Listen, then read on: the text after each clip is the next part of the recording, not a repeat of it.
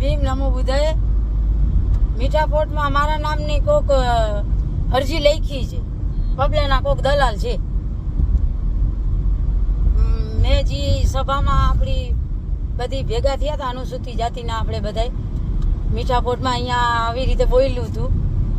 તો એ તો બોલીએ ને ભાઈ, અમારા પેટ ભરે તો ના બોલીએ. આવી રીતે તમે અમને ખરાબ શબ્દ બોલો તો જેના ઉપર બાબા સાહેબે લખીને ગયા છે કે આ શબ્દ બોલવાથી એટ્રોસિટી દાખલ થશે, તો એ લોકો હજી જાહેરમાં આવું બધું લખે છે. તો અમે ના કહીએ બધા સમાજ અમારી ભેગી થઈને ન કહીએ?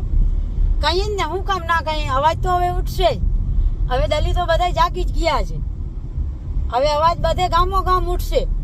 અને જ્યાં લગા પબલાને બોલાવીને એના ઉપર એફઆઈઆર ફાળવામાં નહીં આવે ત્યાં લગા અમારી અવાજ આવી રીતે ચાલુ જ રહેશે.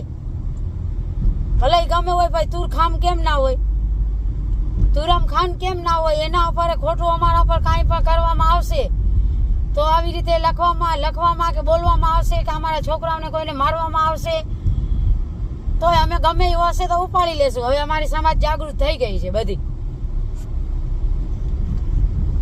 અરજી કરી છે તો જો મને બોલાવવામાં આવશે મીઠાપોટમાં કે નિવેદન દેવા આવો, તમારા નામની અરજી કરેલ છે, તો હું કહીશ સાહેબ પેલા પબલાને બોલાવો. હજારો માણસ અમે ભેગા થાય તો પબલા ઉપર કાંઈ થાય નહીં તો એ તો ના ચાલે ને. કાનૂન તો બધે માટે સરખો જોવો જોઈએ. ગરીબ માણસ સરખા, નાણાવાળા સરખા, અને સત્તાધીશો સરખા.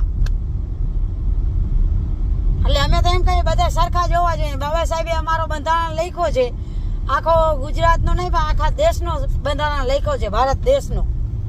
તો એમાં બધા બાબા સાહેબ એમ લખી ગયા છે બધા સરખા, નાણાવાળા સરખા ને ગરીબે સરખા. તો બબલાને પણ પોલીસ ચોકીમાં બોલાવવામાં આવે ભાઈ તમે આ કેમ ખરાબ શબ્દ લખ્યો છે, એના માટે ઈ માફી માંગવામાં આવે. અમારી લડાઈ છે, જ્યાં લગે ઈ પૂરો નહીં થાય ત્યાં લગે અમારી લડાઈ ચાલુ જ રહેવાની છે. આવી તો ઘણી અરજીઓ કર્યા રાખે, અમે એની અરજીથી ડરતા નથી. જી ચોકીમાં મારી નામની અરજી ગઈ હોય, મંજુબેન નામ લખેલી અરજી, જો મને બોલાવવામાં આવશે પોલીસ ચોકીએ તો હું પેલા કહીશ કે પેલા બબલાને બોલાવો.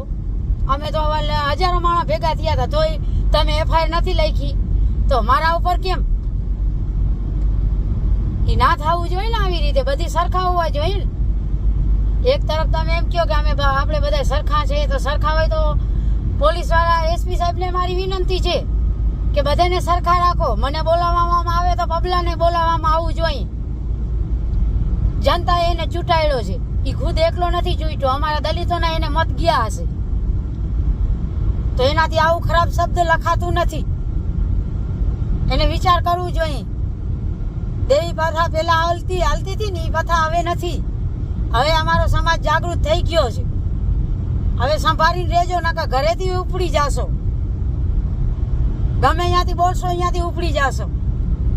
જય ભીમ નમો બુદ્ધાય.